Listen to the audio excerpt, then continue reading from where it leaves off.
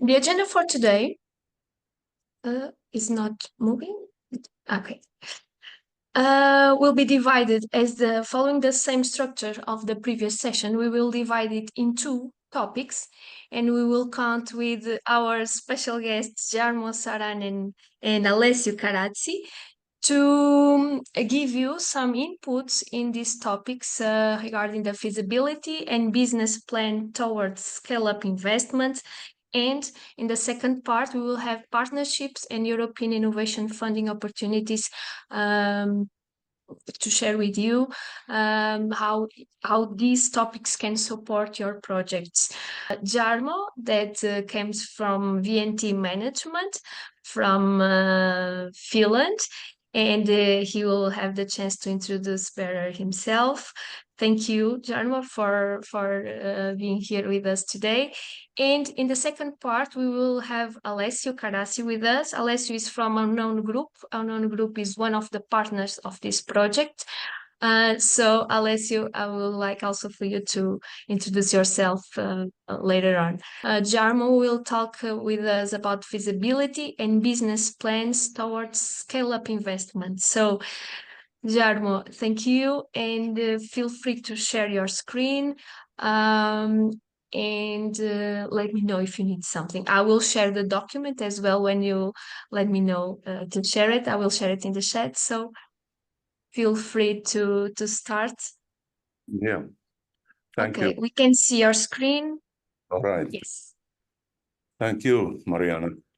Glad to meet all of you in Finland this afternoon. Some of you are still in the morning side, so yes, I'm Jarmo Saarinen, managing partner, chairman of the board in VNT Management Oy. We are one of the world's first venture capital funds for renewable energy technologies, established year 2002. And I will discuss about feasibility and business plan towards scale-up investment, and basically I'm presenting our business model, how we select the companies, what are the interesting points when somebody is applying for finance. So we have three funds, and our mission is to create a high return by investing and developing early stage and growing phase companies in renewable energy and clean technology areas. We are very much... Jarmo, sorry to interrupt just a little bit. Could you please share your screen in a full screen presentation mode? Because we are seeing your notes and the next slide. I don't know if you can just share it in a full mode. Then we can see bigger in full screen. Perhaps I make it like this, because otherwise... maybe if you click in the... I clicked right? this. Yes, please do this, just to see what happens here. Yes, it is the same. Maybe if you go to the three dots here in the left side, bottom left side, here the three, maybe, yes, let me screen, use slideshow, maybe using slideshow, I think. Okay, perfect. Jarmo, right. we are seeing in the full screen. Thank you, and sorry for I have here in my screen the full screen, so I have two screens. Sorry for that. All right. So renewable energy and clean technologies, especially electrical systems, is our interest. First fund introduced 2003 was 17 million, and the last fund, what we have active at the moment, is 77, and we are planning the fourth fund now to be maximum 100 million euros. And basically, when saying that we are interested about energy and electrical energy, the whole energy system is of our interest, and of course sustainability in clean technologies, energy market, and smart grids are those very important focus areas for us. If we look company development phases, and so seed, startup, and later venture, they are the venture capital transactions, and then going to the growth capital. So basically, we are in this area. When the company comes to the growth capital phase, we typically exit the company. Last exit was previous week. We sold our fuel cell company Convion to Hyundai in South Korea, and we still have a few companies to be exited from Power Fund 2, 1 company, and 4 companies in Power Fund 3. Typically, our investment process is such that we search potential investment targets. Of course, we get a lot of proposals and business plans from companies, and when searching and looking for certain companies, we have, of course, long experience, as I have been in V&T management now 21 years, and before that I worked 21 years for ABB. So other partners also, they have a large network due to the history and other places to work. So we have also good connection to the academic work. How to select the best ones, I will come later. What are the important points? We have certain experience in technologies, markets, business models, management competencies, and etc. When we have selected the target, we start to develop the company, and we know winning business models and network in supply management and sales. So of course, it's always a cooperation with the entrepreneur of the company and with us. So by developing the company, very important phase is the strategy. So we are looking, of course, market studies and in early stage developing the business idea, developing the application and systems, product concepts, and scanning and evaluation of the technology. So we do a lot of strategical work, and by that we increase the company value, and one day we exit the company. Basically the shareholder agreement says most of the important things what we agree together in these negotiations when we enter into the company and make the first investments. Typically, our investment varies between, in the lifetime of the investment, between 3 to 11 millions. In the beginning, it can be 500,000, 1 million, and then several tranches up to 11 million. Okay, please stop if you have something to ask.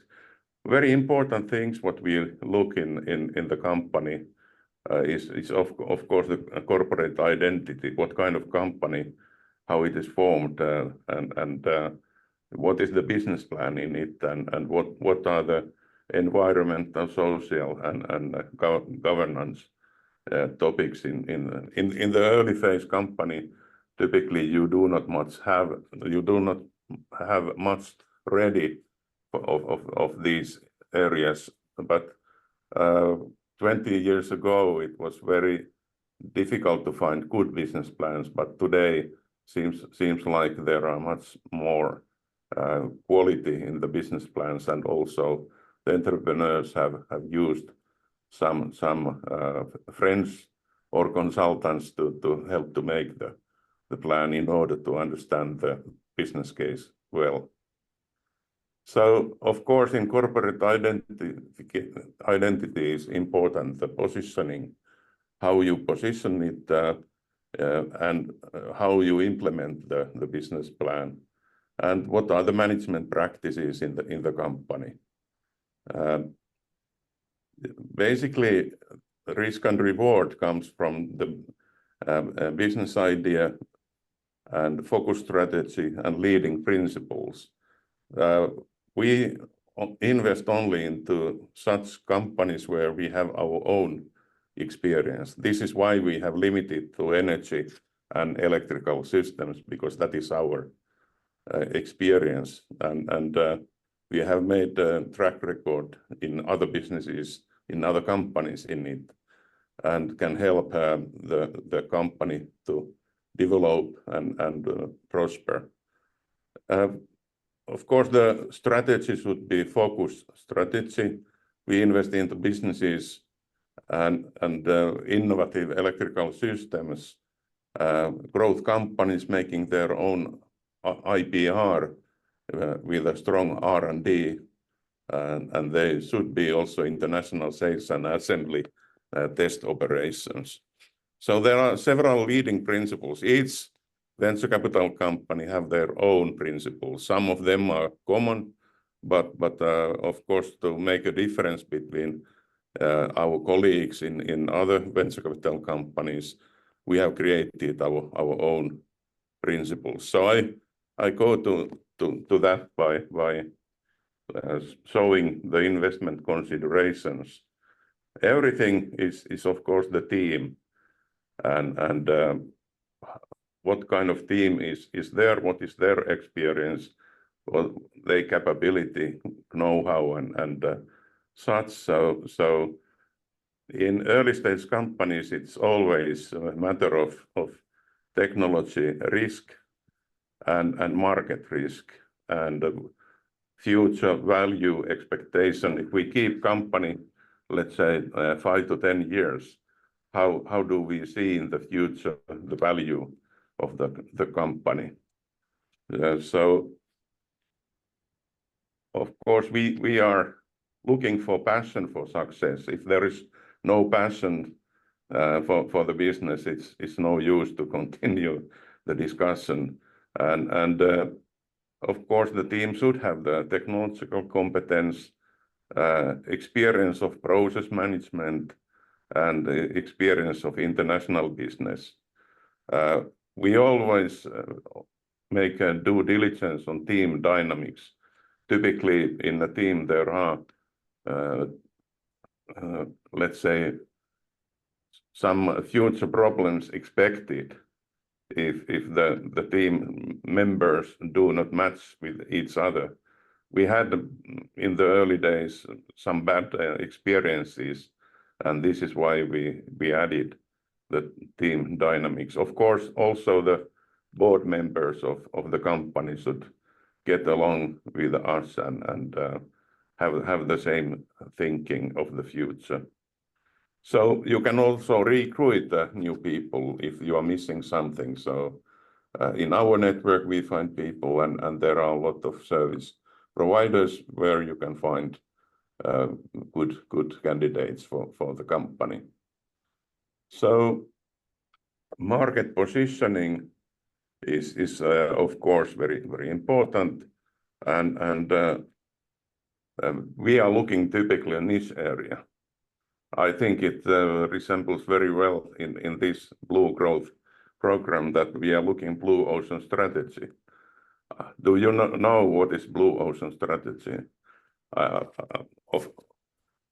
Blue Ocean strategy is such that you have a strategy which is different to others, which is something unique, which is let's say could be easy to make and difficult to copy, and you can make a strong competitive edge by Blue Ocean strategy.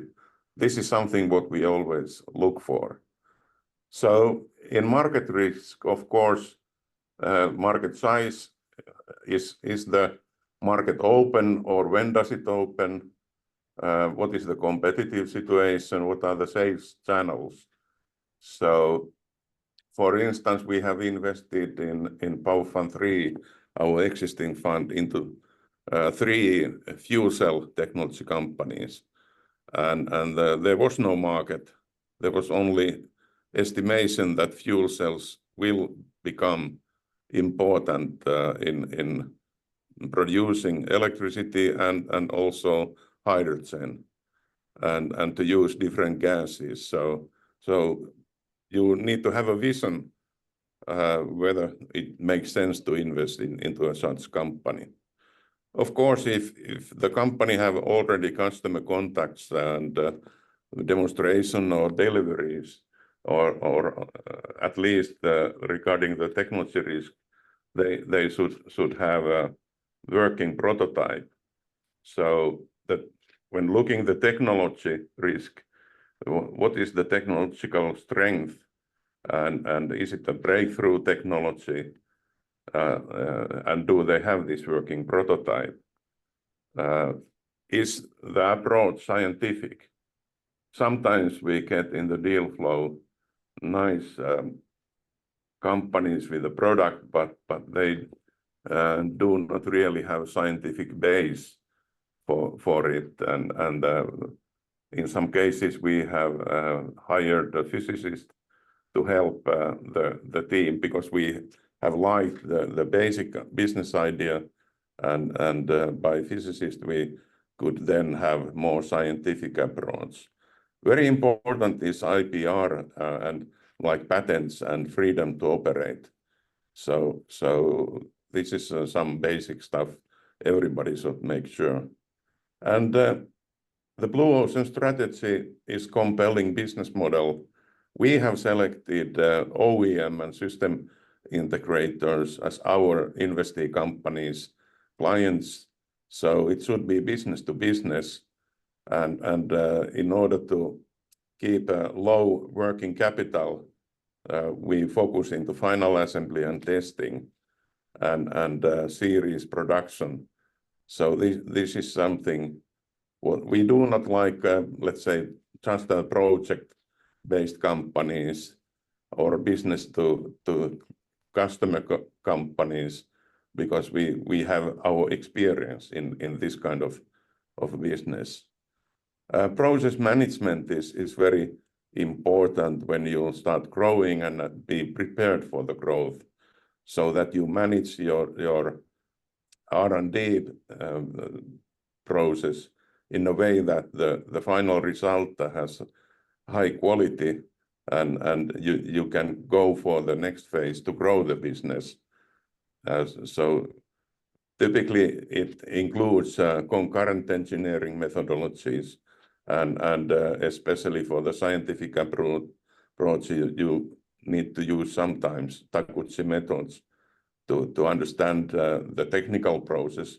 But here we mean also all the business processes, not only the technical processes.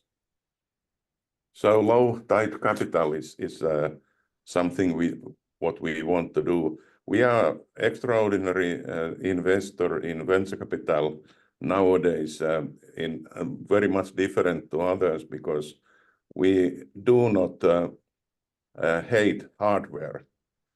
Some companies, venture capitalists, they invest only into software-based companies, but typically our companies have a software as part of their product and systems. So we focus in core competence and networked operation model in the companies when developing it, and of course human risk is something what always comes almost in every company.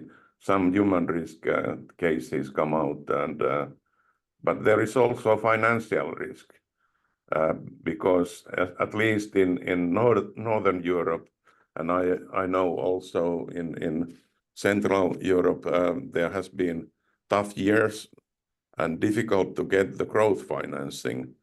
So if you invest into the venture phase and develop your product and systems and do not get the growth financing, it's a risk that you have a nice company, but you can't go to the next phase.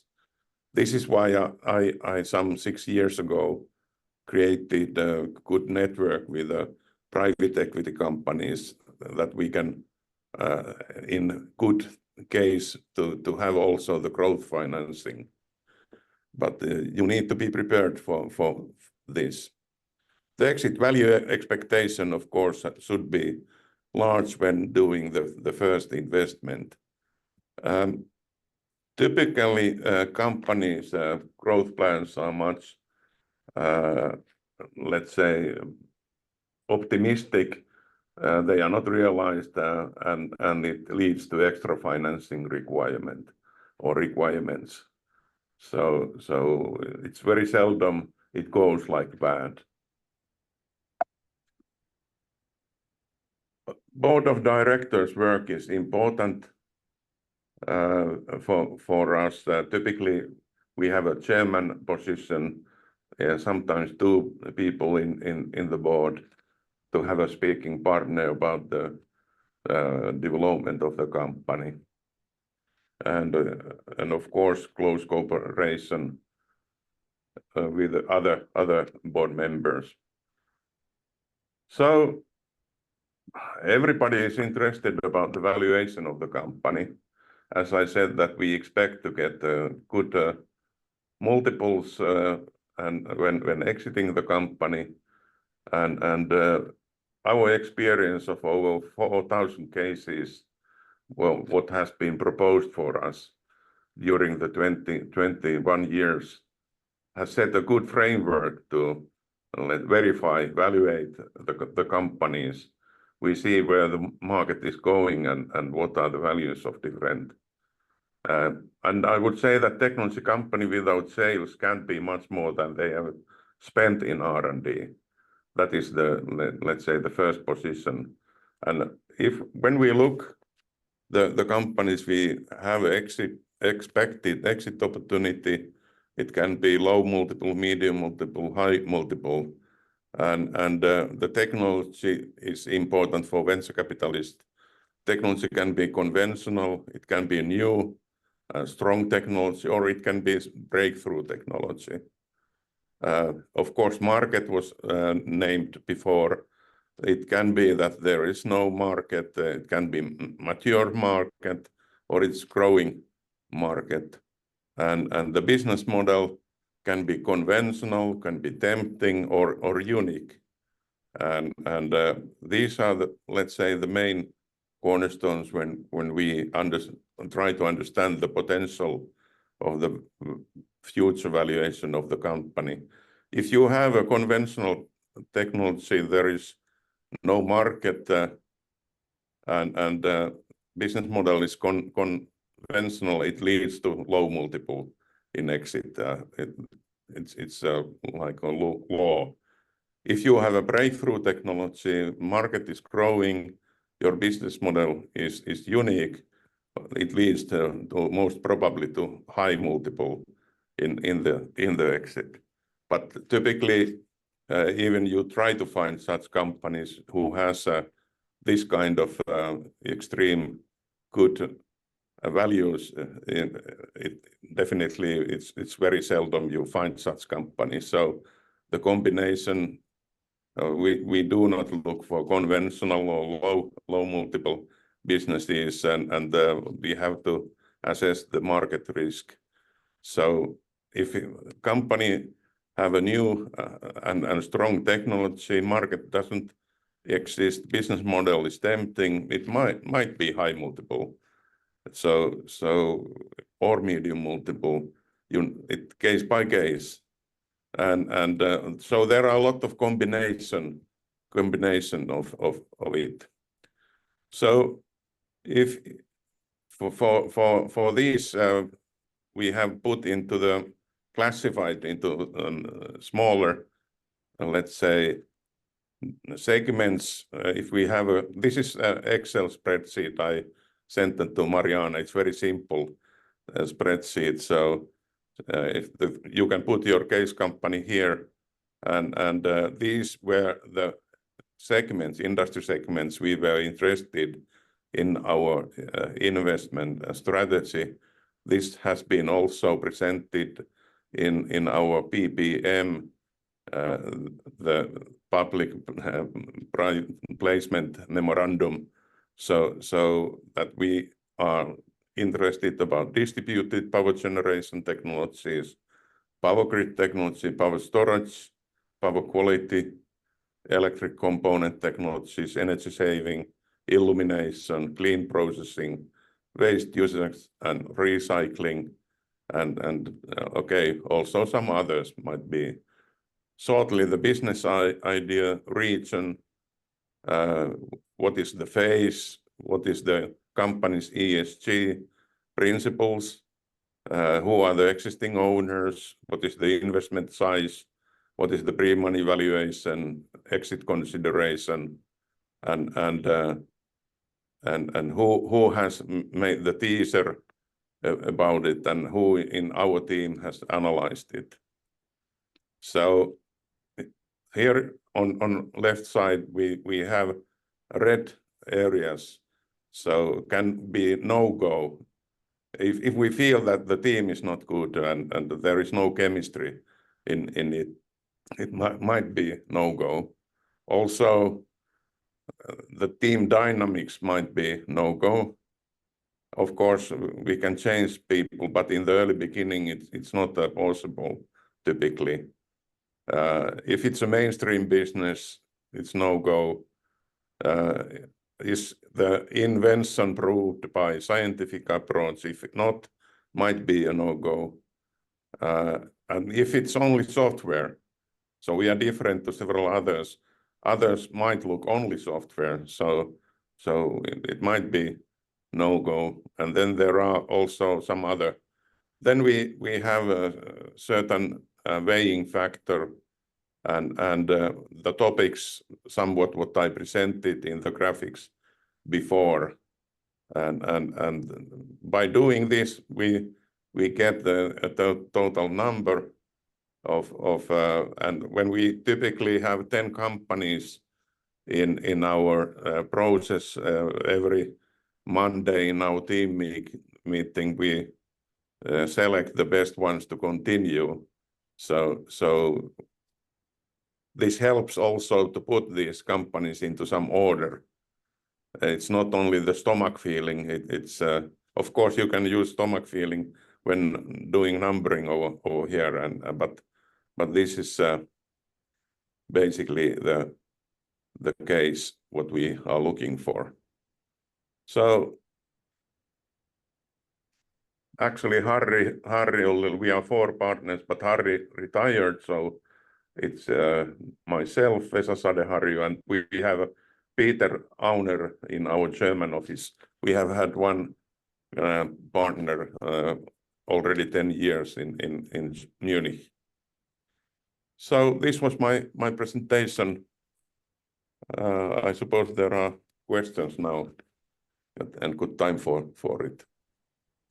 Thank you, Jarmo, for sharing such experience with us.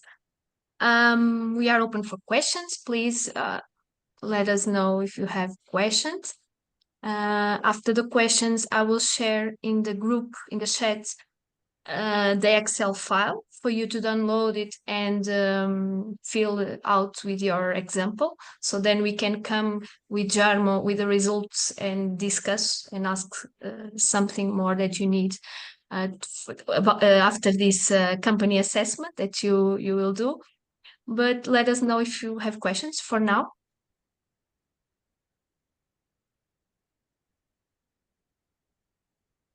I have, if you don't. There is Jarmo. There is also one question for me. Okay, Nicola, you go ahead, please. Hello. Well, I have this is very interesting to me, and I represent my small company, and we develop some in R&D, research and development, prototypes of light electric boats. So I'm very interested how you look on self-sufficient floating structures as a future for living space projects. How you look on those domain of market? You mean floating structures on sea floating structures, you mean? Mainly for coastal and inland waters, for calm waters. Yeah. Basically, we have looked some of the cases for energy production on floating structures, like wind turbines on floating structures, and some desalination systems or utilizing the ocean temperature differences in energy production, but not for, let's say, living. If I understood right, you have a kind of house on floating structure, or can you elaborate more what kind of floating structure it is? Yes, I can. We are now just in process of some research, first steps of new project, and due to the market research, because the widest part of market is, of course, random people that need some cheaper, more economical place to live. But we are looking to develop some modular platform that could be used as for a working platform for aquaculture and fishing duties, and at the same time it could be used for installation of interior kits for small apartments as modular design. But Okay. should be as possible, maximum as possible, self-sufficient, total self-sufficient platform, and that is. So just the question is how you look on this part of If I look our yes, thank you, Nicola. If I look our existing investment strategy, it doesn't include such floating structures, but now we are working on the fourth fund, and it's now in planning phase. We are just discussing what kind of areas we should include into it, and it might be probable because we also look for let's say agriculture, and why not fishing and such, but we haven't decided yet. So let's keep in touch, and when we come to the conclusion, then we can look at them more detailed your case. But privately, I'm interested of such. Marko Koski can confirm that we have already discussed a couple of years about such a thing. Yes, I can confirm. Yeah. Thank Any other? you. Do we have more questions? There was some 4 chat comments, or what was them? I would In the also have chat. a couple of questions if I'm allowed. I found Yes, the of course. discussion very interesting. I wanted to understand, Jarmo, if in your investment consideration, you look also for issues in the cap table of the companies. If there is any red flag there that might affect your investment. Yes, of course, depends of the whole business plan. Typically, we do not like companies where are heavy assets like large machinery. It's more on later phase when let's say private equity companies, growth financing companies come into it, because we have anyhow limited resources with the average 3 to 11 million. Typically, if you invest into large machinery, you need to put a lot of money.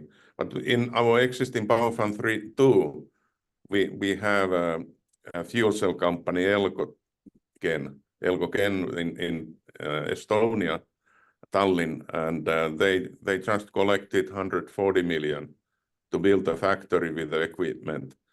But we have our exit to come. We can't participate anymore into that high investments because the money was much smaller we invested in. We still own 15%, but there is a risk that the dilution happens when large companies, private equity companies come in. So we stay in venture capital and shortly said, not interested of very high fixed assets investments. Thanks.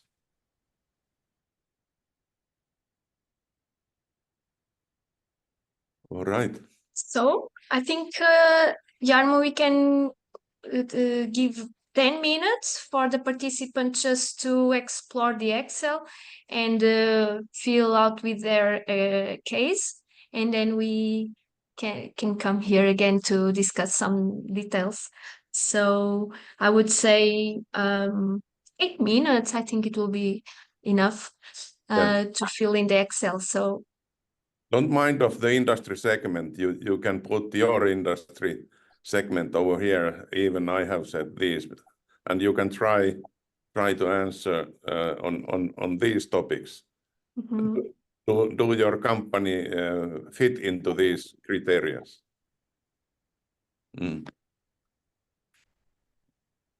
There are 6 chats now.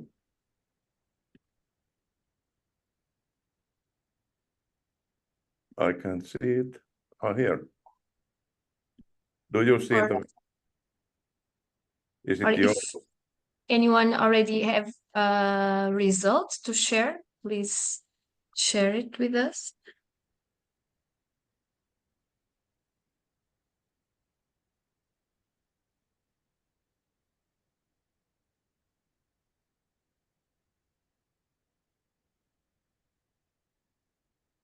All right.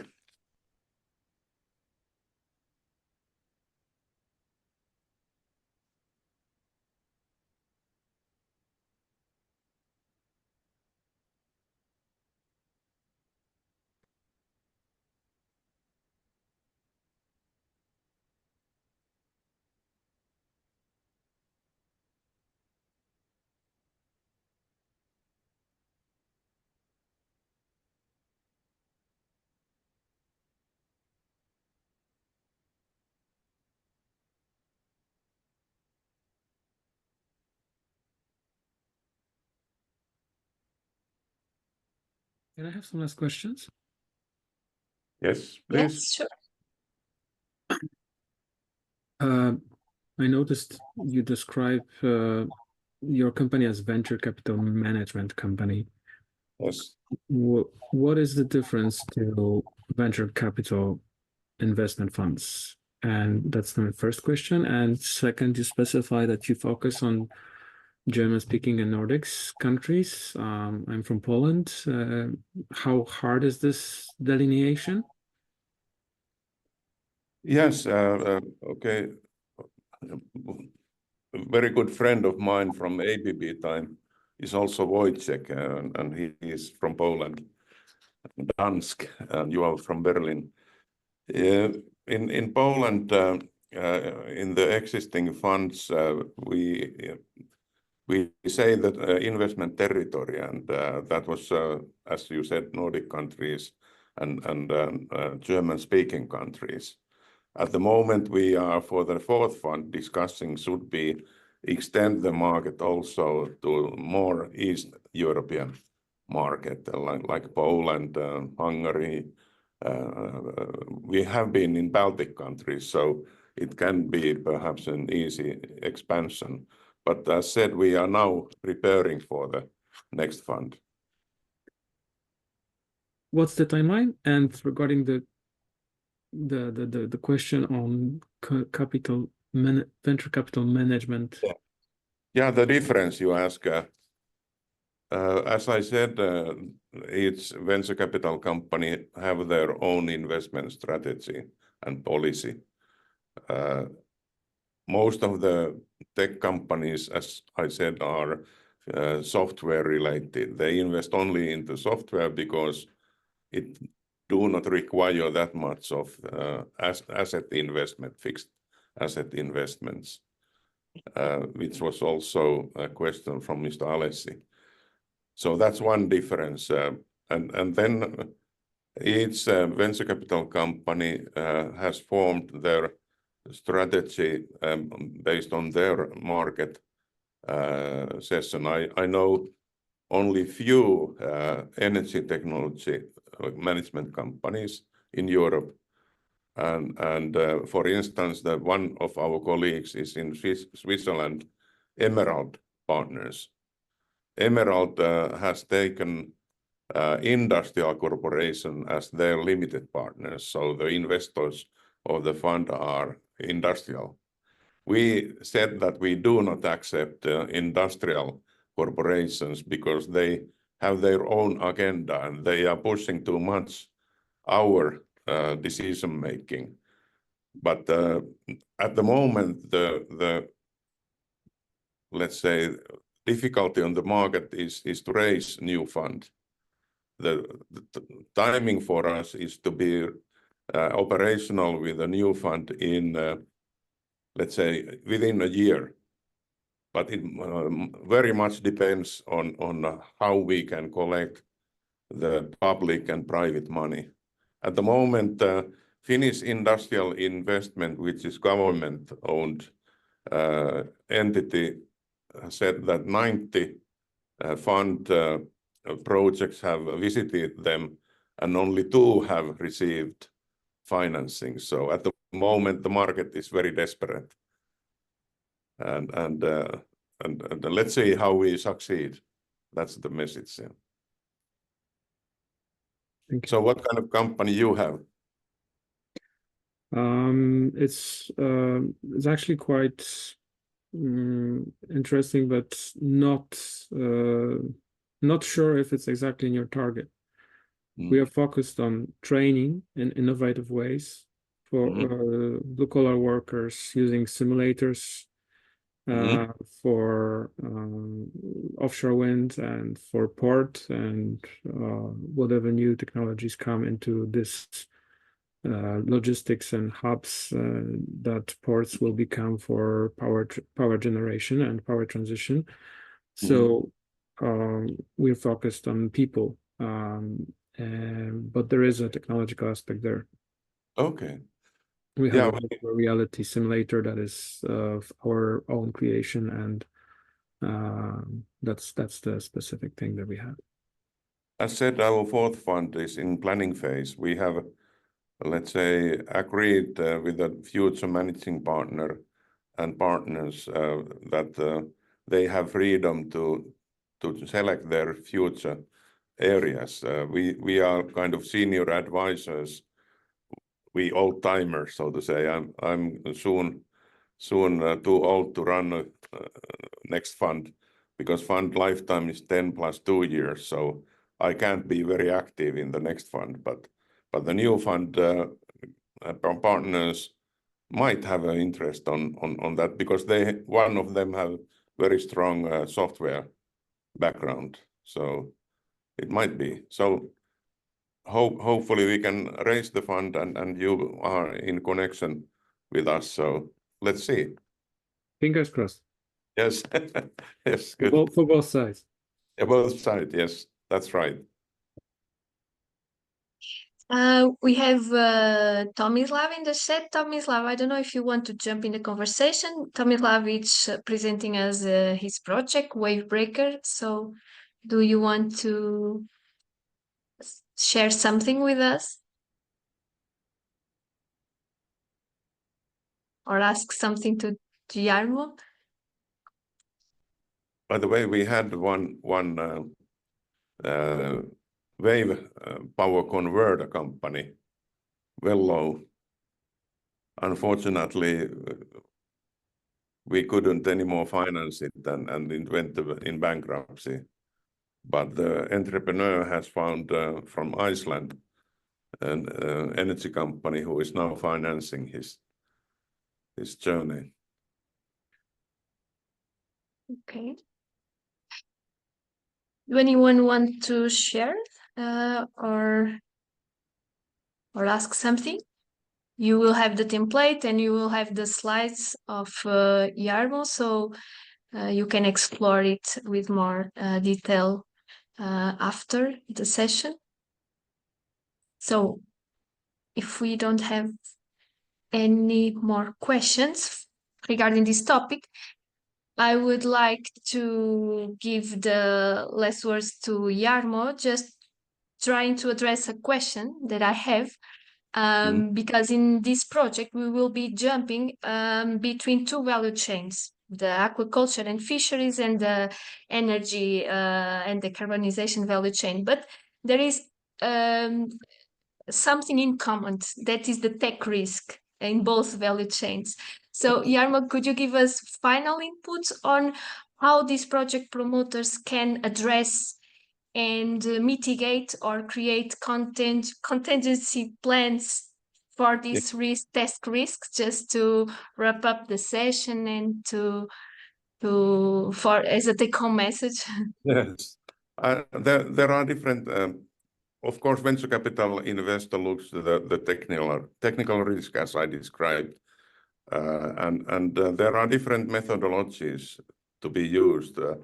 One is failure mode effect analysis. It's sometimes used in this context. So if some failure happens, what is the analysis of it, and what is the mitigation? It's good to prepare a list of obvious failures, what might happen, and have an answer on it.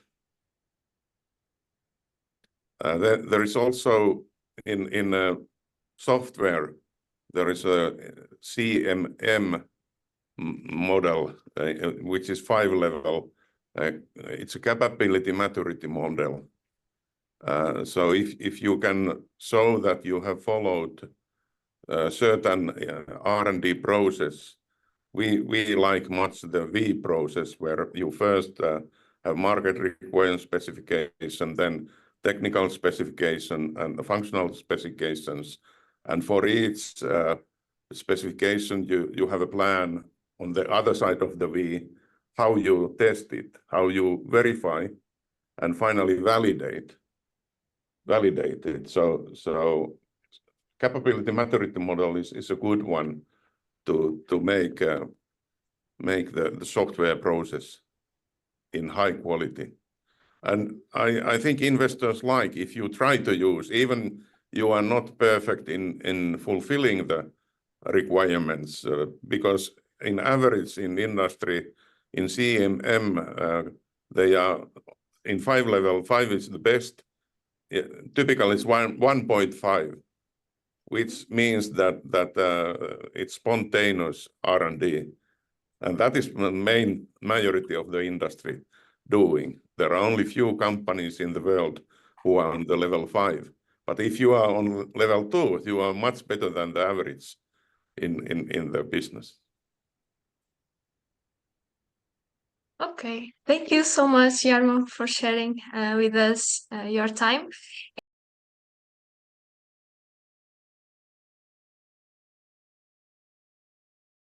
And Alessio will drive us during this second part in partnerships and European innovation funding opportunities, a very relevant topic for this project and for all the projects that are trying to develop solutions in these two value chains. So, Alessio, you can start introducing yourself. Please share your screen, and thank you for joining us as well in this session. Thank you. Let's see if it works. Yes. You see the screen, right? Yes, just you can turn on the full mode in your computer. You don't see the full mode? I think yes. I think this is the full mode. At least I see the big screen, so I think we can proceed like this. Yes. Okay, perfect. Just to see if I can see the chat. Okay. Yeah. I would like to do a little introduction about myself. Starting from a personal perspective, I'm Italian, originally from Rome, and I moved to Spain, especially particularly in Gran Canaria, in 2017.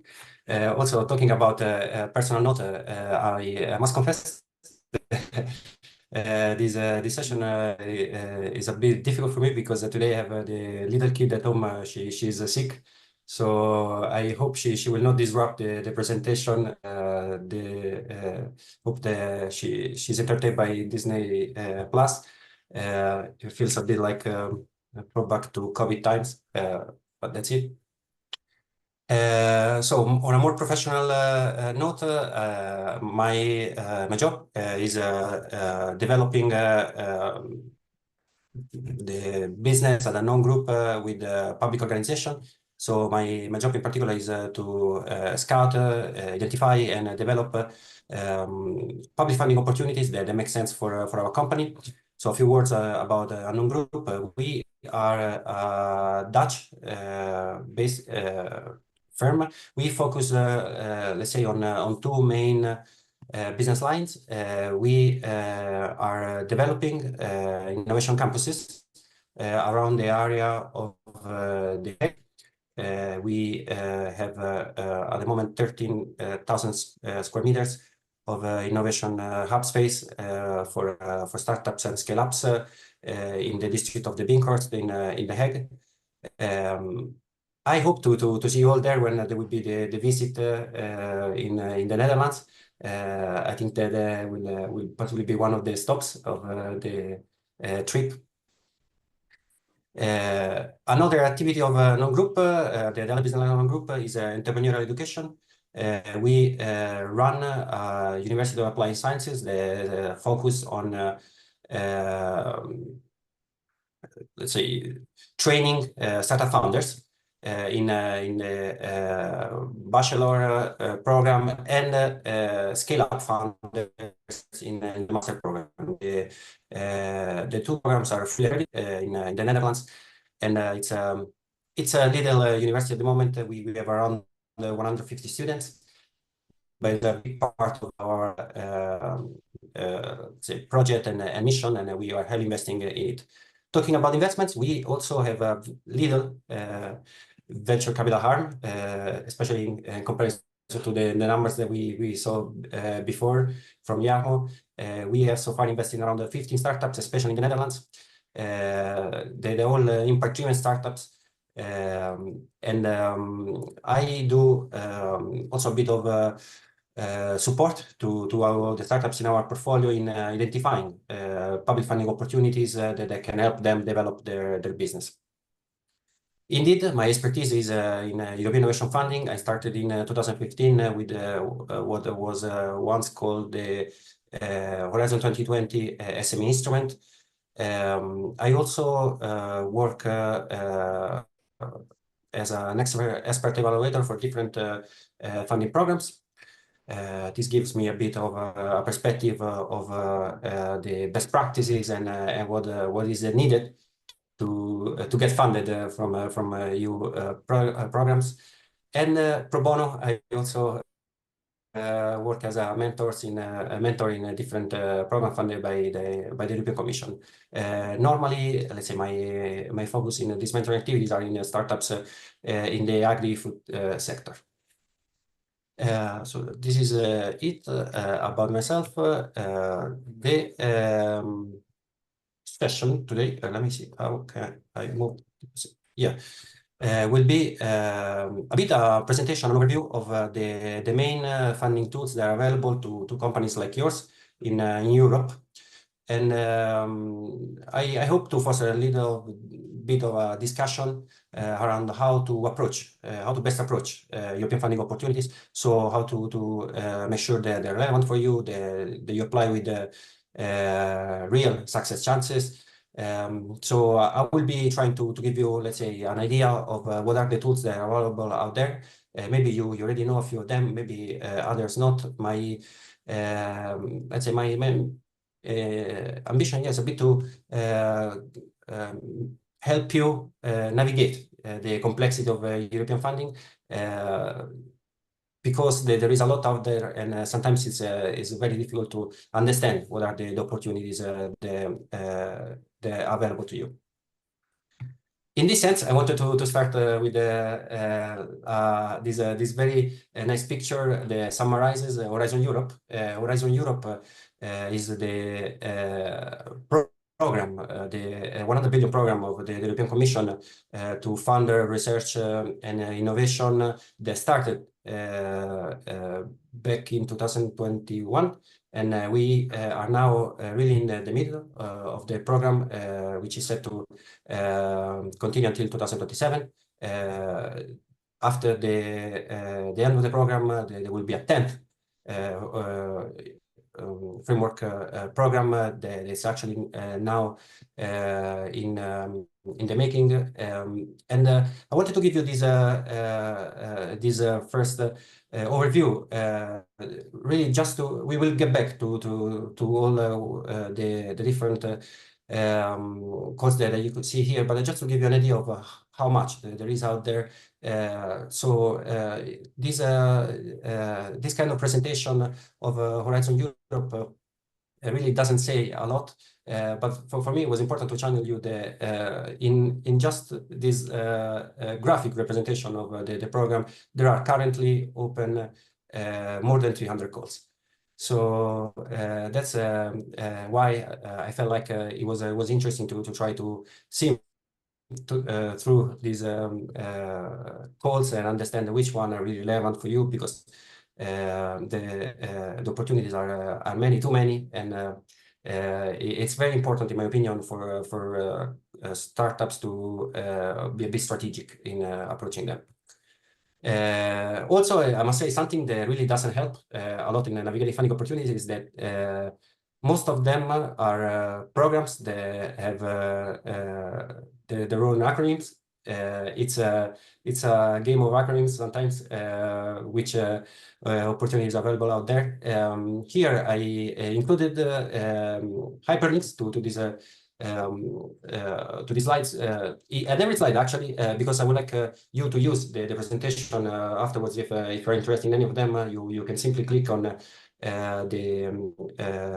hyperlinks to get directed to where you will find opportunities. So a lot of acronyms, difficult to understand what they mean. Well, the image that we saw before was actually what here we see called HEHU, which stands for Horizon Europe. There are many other different programs. Today we'll be speaking also about the Eureka and those are funded by the EIT, but there is so much more. Probably program, a fund actually that's relevant for your industry is this one below called MFAF, the funds projects that have to do with the maritime economy and fisheries. I think it's also very interesting to mention that this very same project has been funded by the I3, which is also European funding tool that could be potentially very relevant for you in the future. But there is so much more. Every program has different targets and his own specifics. Let's try to understand which one are more startup friendly, which one are more accessible, so that in the future you can have a better idea of how to navigate European funding opportunities. One more information I want to share with you. This complexity about European funding is well recognized by the European Commission. There is a big debate going on right now on how to streamline everything that has to do with European funding. You might have heard there's been a huge discussion around this so-called Draghi report that was published presented actually a few weeks ago. It has generated a lot of discussion also on how to better channel European funding towards the goals that Draghi identified in the report to boost European competitiveness. Let's say more and more the actual structure of European funding is seen as a barrier to support innovation and competitiveness of European innovators. So just yesterday, I read this article that was talking about the idea from 2028 onwards to really bring together all the European funding tools into a huge, potentially up to 1 trillion competitiveness fund, with the let's say objective of making it easier to access funding and avoid the fragmentation. a very common problem at every level the European Commission. And the article was saying let's say officials of the European Commission realized the funding tools available are too complex and they are too difficult for the industry to benefit from them. So I hope that this give you a bit of hope if you so far struggle in accessing European funding is not probably you, it sometimes can be very difficult. Also for the nature of the tools. So I wanted to discuss with you a bit also how European funding opportunities are normally engaged. So how do you spot funding opportunities? In companies like ours, at a unknown group, we do our regular, let's say, research. We call it scouting of funding opportunities that make sense for our company.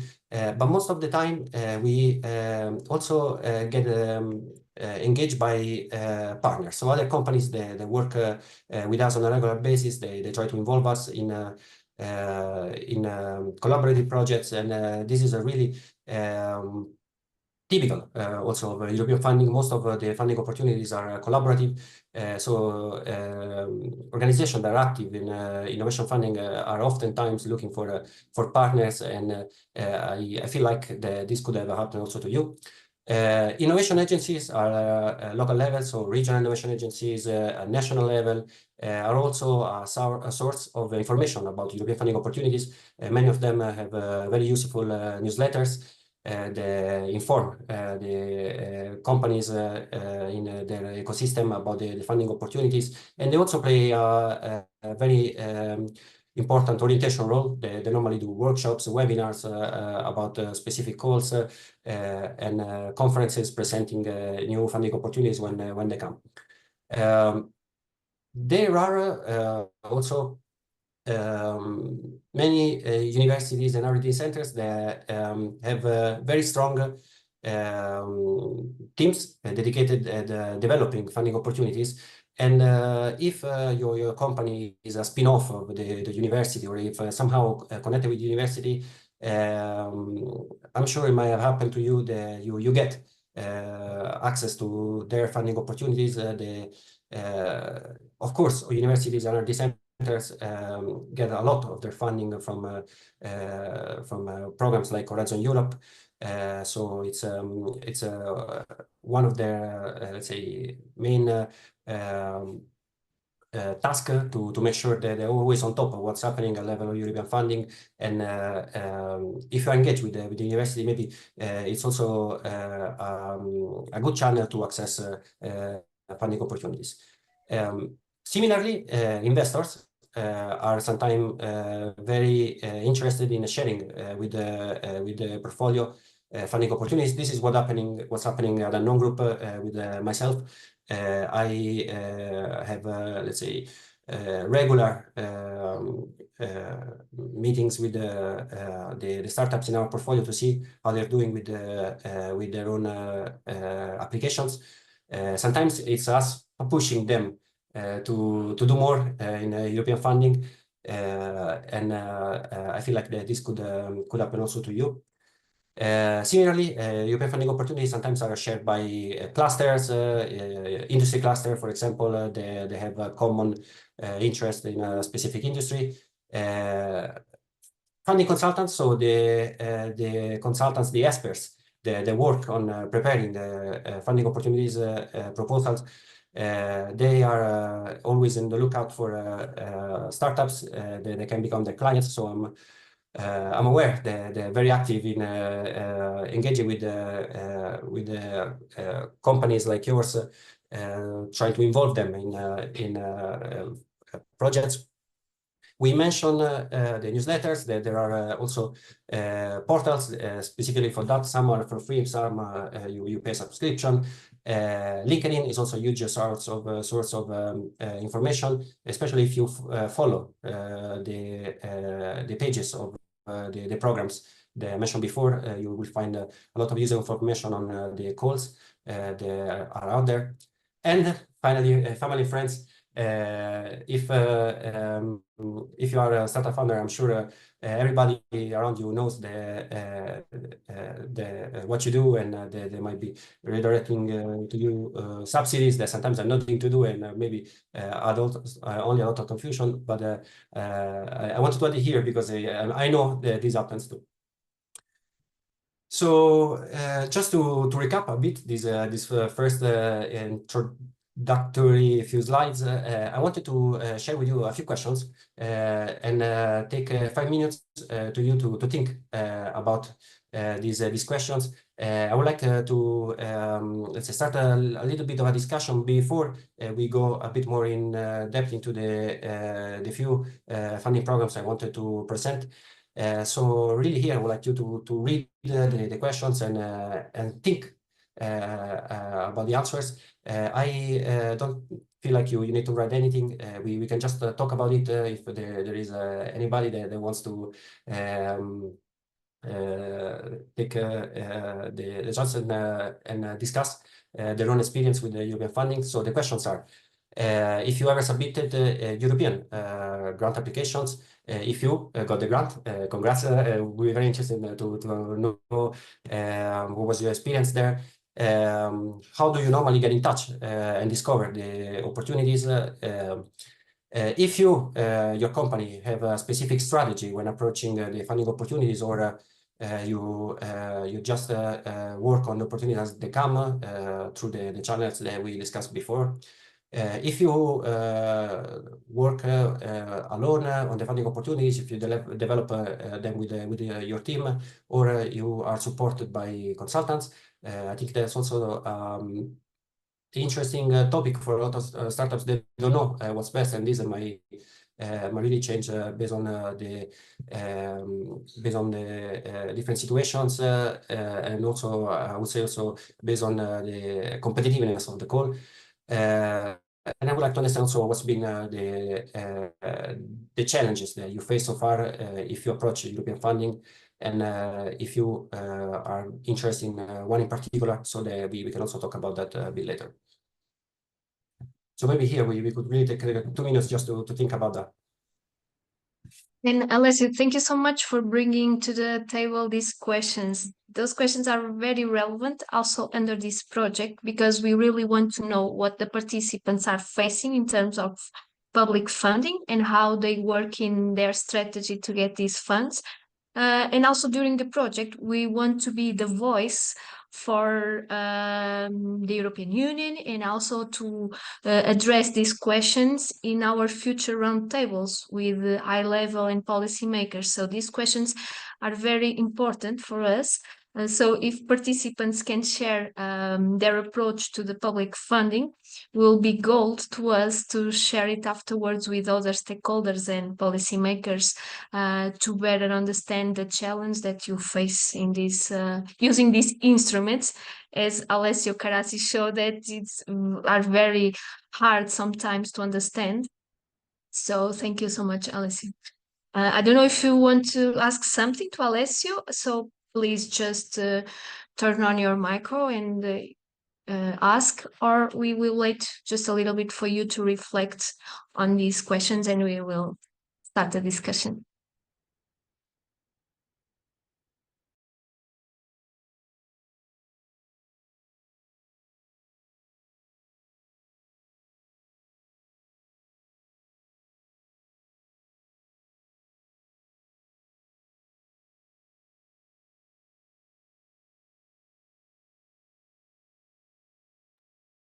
Yeah, maybe if there is anyone here just to understand, if we can start the conversation. As I said, it's just let's say an open discussion, so don't worry too much about saying the right things.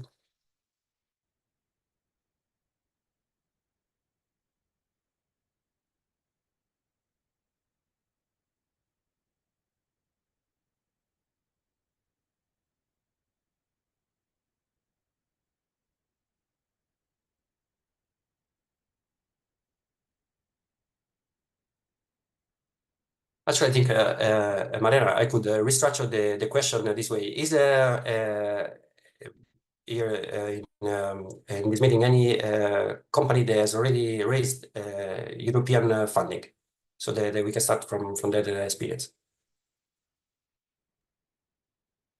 Yes, I just wrote in the chat. Also, you can put a like on the question if you have submitted so far a grant application, and try to give us your feedback. How hard was it? If I may, that's in our experience, we apply to funds. We apply to the European Fisheries and Aquaculture Funds, EMFA. So this is for aquaculture projects. So in my experience, I apply 2 or 3 times, and then the 3 times we obtain the funds. It's how we, according to your questions, how do we normally discover the funding opportunities? We have two ways. One is searching by ourselves in all the web pages that exist, or working with some consultants. For example, we work with Setaqua here. This is our partner in some projects, and about the strategy, we don't have in fact any kind of strategies. We are doing this day by day, according with our plans of expansion. So if we want to improve our facilities or whatever, so in that moment we start to searching for opportunities of obtaining funds from the EU. And number 5, I answered is yes, we work with consultants, or we work alone, so both ways. And the main challenge normally is to complete all the documents that is necessary to apply for this kind of funds. They are a little bit not complex, but it's necessary to cover a wide range of projects, and all this documentation about the company is a little bit complicated, take time. That is probably the main issue is the time. Need to have time to do this.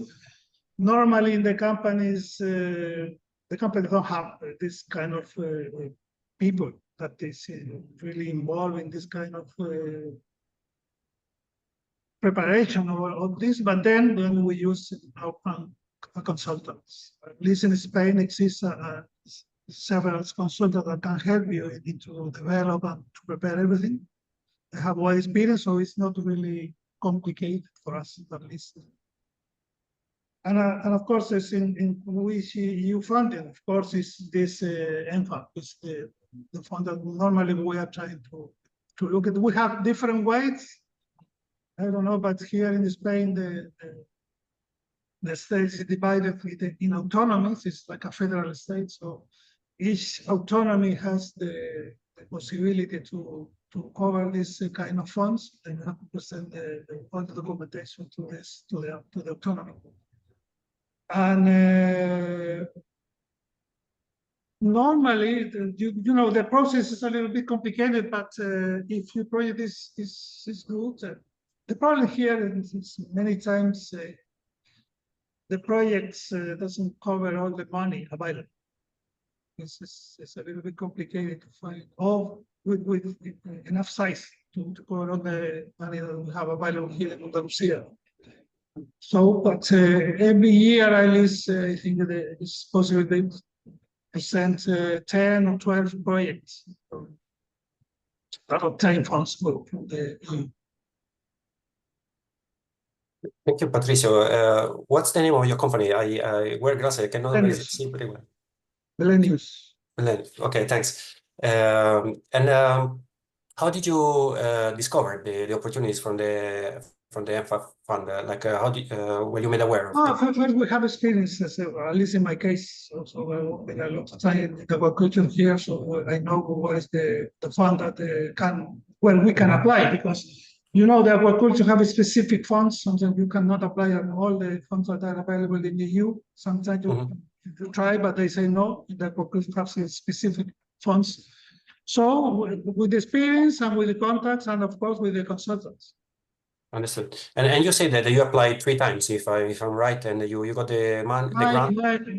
My experience, not necessarily the company's experience. Understood. Okay.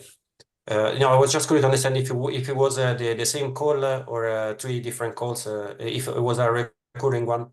Oh, it was the same. Okay. Yeah, I think that's very smart. So when you start working on a call, you know that you don't have just one shot. You can also improve over time if your proposal get rejected. So I think that's already something very smart to do when approaching European funding, making sure these calls, the work that you do for these calls can also be used not just for one deadline, but also for others. Yeah. You can use it. This is not a big deal. Yes. Is there anybody else that wants to share his or her experience with the European funding?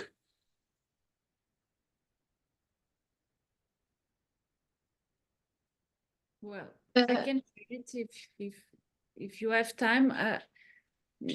I don't know, Mariana, how do you Yes, have... yes, you can go on, please. Yes. So, sorry for the back noise, but my dogs are in their 5 minutes, so bear with me, please. So, my name is Anna. I work in a company, Scientia, that is a startup working with Corvina. We produce fish in a RAS system, so inland. We have secured several European funds. So do you have submitted that? Okay, so first we submitted funds through the Portuguese call, but these funds come from FEAMPA. So the problems that we have with the submission were not that many, but in the end of the project, all the bureaucracy, it's the things that annoy us the most, because we don't have that much of a time. It requires us a lot of time to prepare all of these papers and documents and so on. We work now with a consultant company that's actually our partner as well in the company. So we have that part now. It's very much easier for us. Then, besides these Portuguese funds, we have other projects within the European funds, other funds that doesn't come from Portugal. So Portugal 2020 or Portugal 2030. So in this project, we have our job a little bit more facilitated, because usually other companies or other universities contact us, so we don't have that much of a trouble to do the submission. It's a team effort.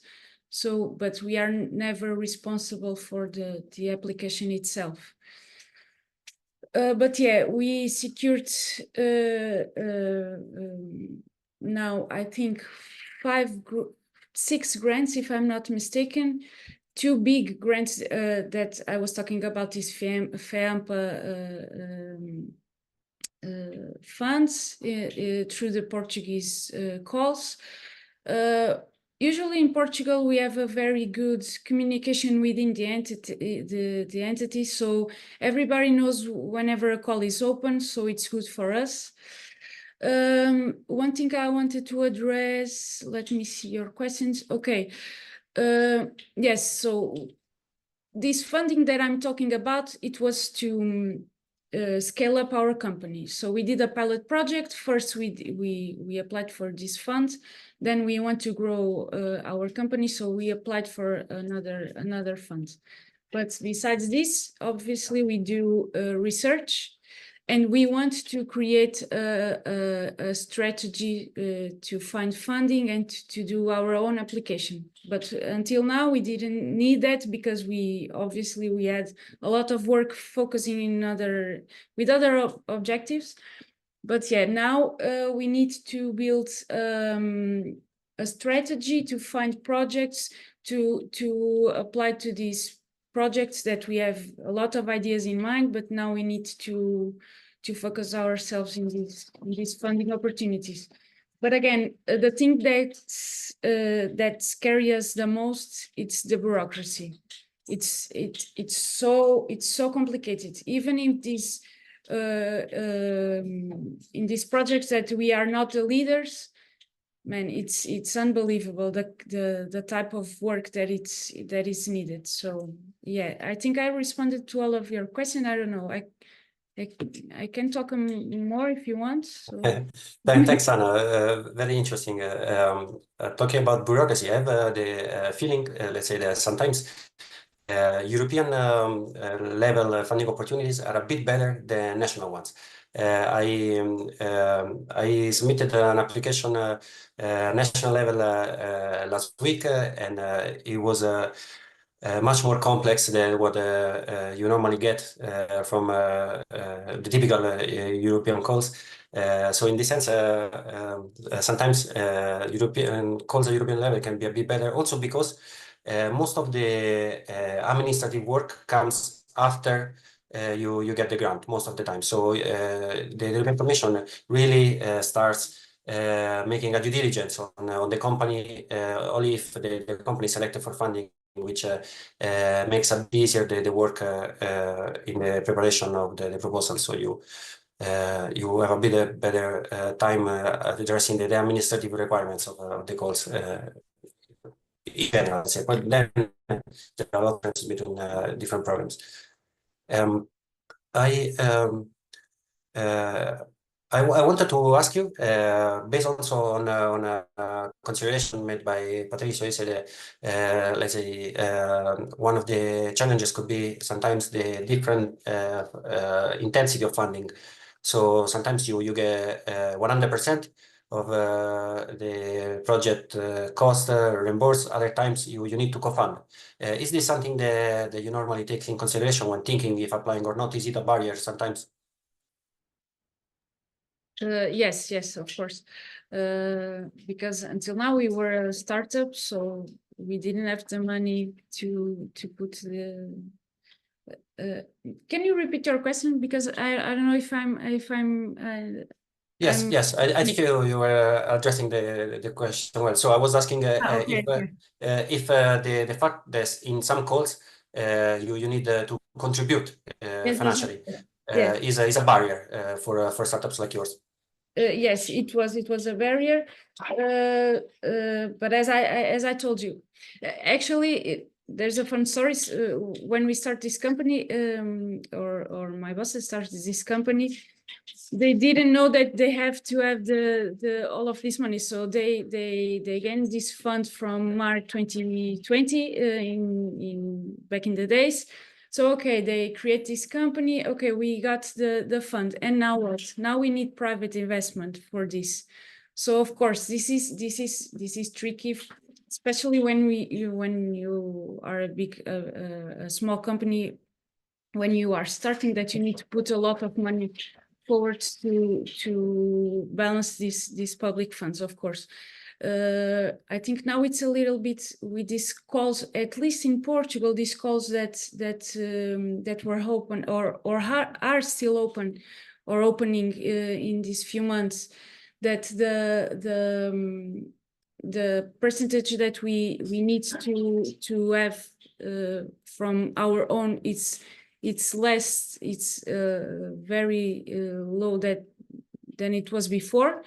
So before we needed to put 50% of the fund, and now we just need to put 30 in this specific call. Of course, there are so many calls and so many funds, but yeah, this is a problem, of course, especially when you are starting, of course, undoubtedly, yeah.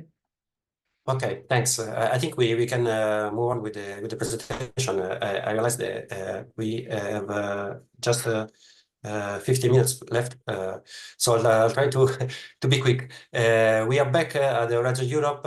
Here, I just wanted to go a bit more in depth than what we've done before, presenting how the program is structured at a very high level. So the pillar one, what you see here, let's say on this column on the left, is where there is the money for basically fundamental research is conducted at university or research centers. So in general, this funding is not available to SMEs. Pillar 2 is instead where you have the chance to collaborate on research projects with other kind of organizations. So Pillar 2 is called Global Challenges and European Industrial Competitiveness.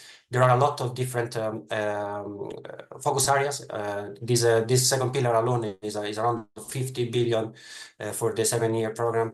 And what I found interesting here is this collaborative nature of the pillar that allows you to explore partnership with the university, but also with corporates. We will talk a bit more about that later.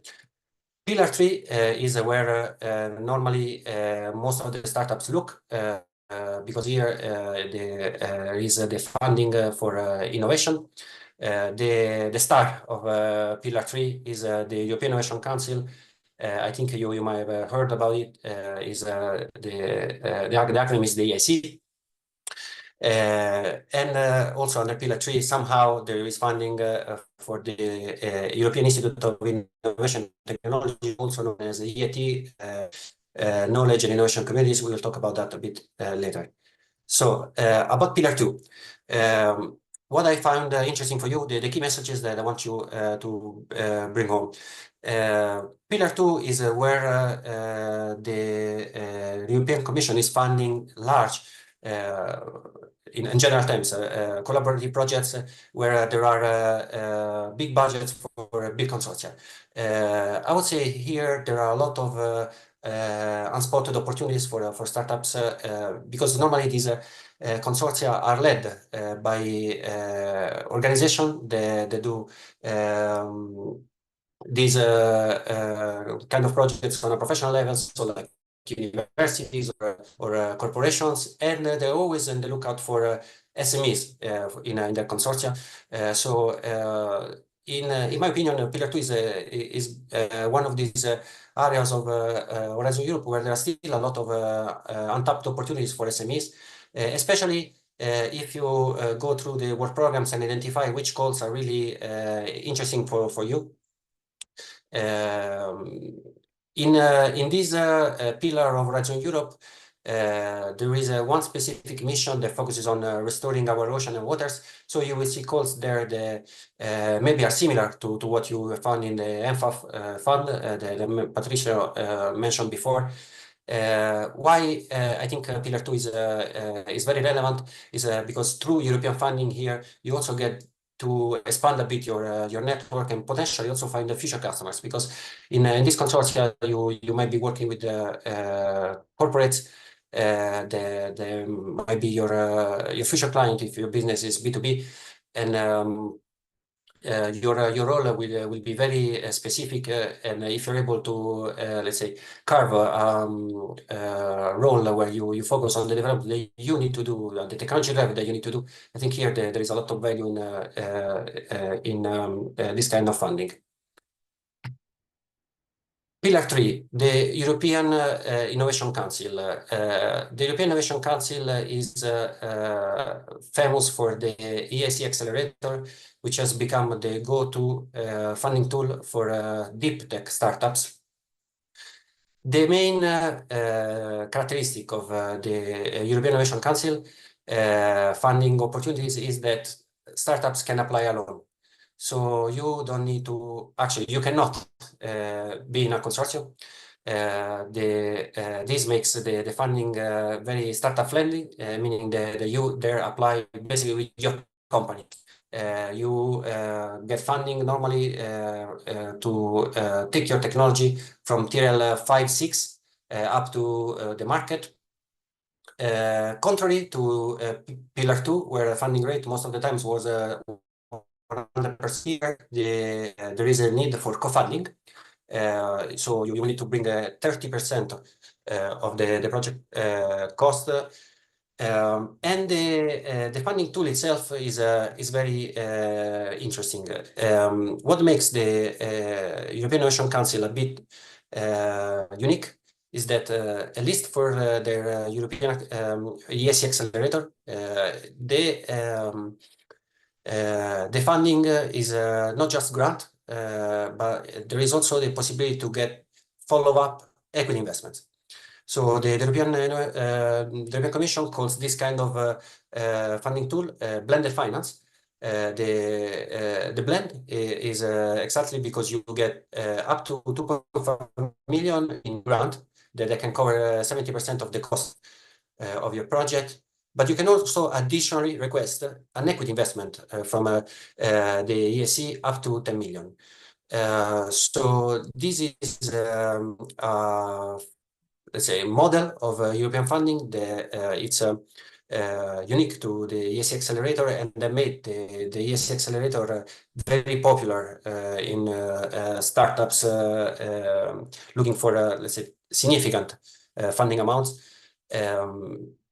And also made the calls of the European of the ESC accelerator extremely competitive.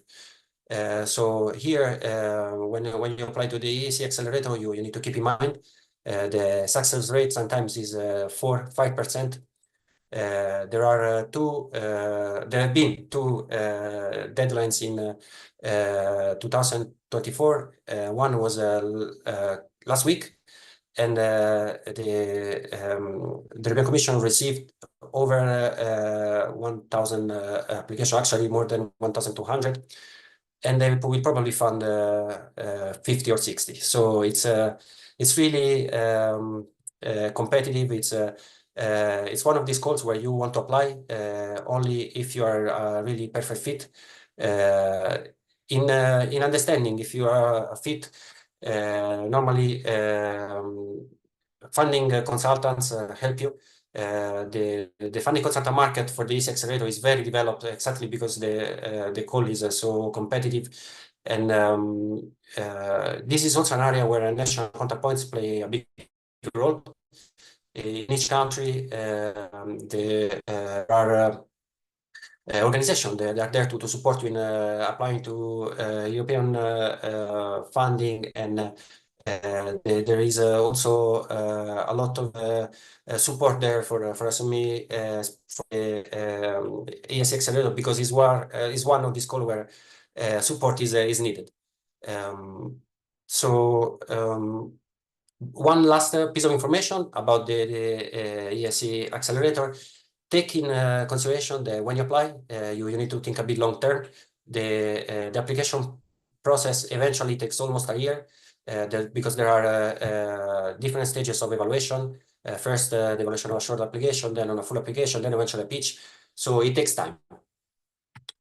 Okay, the next funding opportunity I wanted to present is connected to the EAT communities. So this is something that I find also very interesting, because it's a completely different model from what we saw so far. So the EAT is an organization that is funded by the European Commission. And in many ways overlaps a bit with the DRC, the European Ocean Council, but has a completely different structure because it's organized in communities. Each community focuses on a specific industry. I think the communities that are more relevant for you probably are those in digital, food, energy. And I want also to share with you the plan for next year to launch a new community in the water, marine and maritime sector. So closer to the focus of many of your activities. So these EAT communities, each one works independently, very different approaches. I don't want to make it too complex, but I wanted to present a few opportunities that might be relevant for you. The first one, I think it's one that's accessible to most of you that work in the aquaculture industry. It's the EAT Food Impact Funding Framework. This is a relatively new call. It was launched for the first time last November. And I find it interesting because it allows startups to develop projects of up to 1 million in a small consortia of 2-3 companies. The other aspect that I find very interesting about the impact funding framework is that there are 3 calls every year. So for the next 3 years. So when you develop the proposal, you know that you have more opportunities in the pipeline. Even if you don't make it at the first attempt, you can try again with the work you already done. And let's say the funding rate here is a bit tricky. There is let's say an approach from Yeti Food to provide grants up to 70%. So you will need to co-fund 30%, just like for the ESC accelerator. But what is actually different is that if your project after the end of the grant generates commercial returns, the Yeti is interested in sharing with you a bit of the commercial returns. So we'll ask you a further contribution. They make this kind of tool more than a grant. At some point, it becomes almost like a loan. Yeti Digital Partnership Opportunities Platform. I wanted to share this one because I feel like the Yeti communities are interesting, not just because they offer grants to startups, but also because they are looking themselves for creating partnership with companies like yours to apply to European funding opportunities. To this scope, the Yeti Digital, so the community of Yeti, it's focusing on IT, has created a platform where they present all the European funding opportunities they want to lead. And the platform is open to everybody. If you click on the link here, you will see what calls are relevant for them. You can express interest. They will get in touch with you, and you will start basically a conversation on how you can join their consortia. Eventually, I wanted to present also very quickly Inno Energy. So the community of Yeti that focuses on energy startups. They don't work similarly to the others, meaning they don't offer grants, but they are really more like an investor at this point, and they are considered the most successful Yeti community. So if you look at their portfolios, pretty impressive in terms of investment they've done. If you're looking for investment, also consider this venue. Super quickly, the last tool I wanted to present is the Eureka Network. The Eureka Network is a bit for projects that are less mature, possibly of the ESC accelerator. Indeed, companies that get funded by the Eureka Network are fast-tracked through the ESC accelerator process, meaning that they can skip some of the parts of the evaluation process of the ESC accelerator. So the Eureka Network is another source of funding that is independent from Horizon Europe, although it receives money from the European Commission. They have a lot of recurring calls, so this is also something that I find very valuable. You know, let's say when you approach these calls, you have more opportunities down the pipeline. They have different calls that might be relevant for you. The most famous ones are probably Eurostars and InnoWide. They fund different things. Eurostars is more for R&D projects with the need to create an international consortium, and InnoWide instead funds small market feasibility projects where you get 60,000 euro to explore the commercialization of technology in a region outside Europe. So what is good about Eureka is that the competitiveness of the calls is a bit I mean, it's more accessible, of course, of the ESC accelerator. Still, I mean, it's competitive. The website of Eureka says they have a success rate. Companies have a success rate above 25%. I think it's actually lower, but still much better chances than the ESC accelerator. It could be really a good first step in your funding, innovation funding strategy. If you start with Eureka, because it really prepares the ground also for other opportunities, like for example those from ESC. And if you're interested in knowing more about how the calls work, because there are some complexity also there, I suggest to get in touch with Eureka. They have a tool to contact them through their own portal, which is quite effective. So I think we are done. Basically, my last slide was really about the final tips. We share a bit of them already during this very quick overview. One of my tips is to think a bit strategically on what opportunities are out there. Target calls that possibly have recurring deadlines, so that your work is not lost after just one submission, and to maximize the work that you do. And also something that maybe most of you haven't considered, I would advise you, if you are the technical the technical team member in your company, consider applying as an expert evaluator. All these calls are evaluated by people like you. If you get selected as an evaluator, you have access to really many insights on how these calls work and can really help your company in the future gaining a bit this experience. The European Commission, through all their channels, promotes the calls for evaluators regularly. So do also the other platform. So if you look on the website of the different calls, you will find how to do that. So it was very intense because I realized that we are running out of time. Thank you, Alessio, so much for keeping the time as well. And it's always good to got the input, so no worries. I think we can close the session in a couple of minutes.